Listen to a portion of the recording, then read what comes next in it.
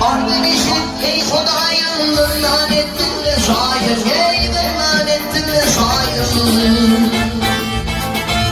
Dişini gülümayım Ağırdan anişini Hey ağırdan türben işinle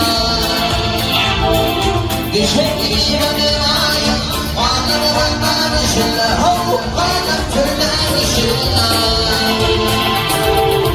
Başında demir lapim Gelmem adamın gibi Hey gelmem adamın gibi Namadım yağır pati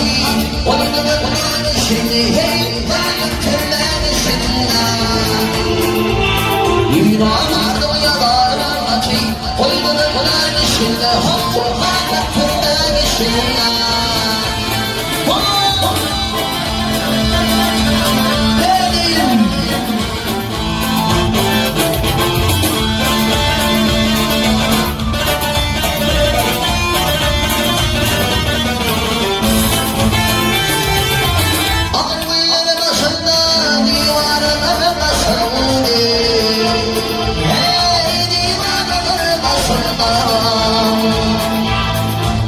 Yağmur fikri yaşandım Sağlığının aynısını Hey varlık türben işinle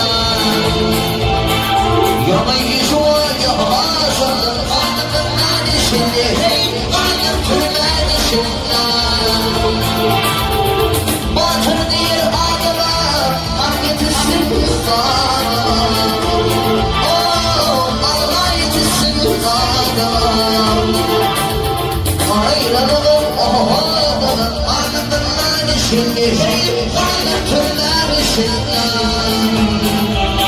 Ünvanlarını yalayla kaçayım Uygunun Kur'an işini Hey varlık türben işinle Varlıkından işini Hey varlık türben işinle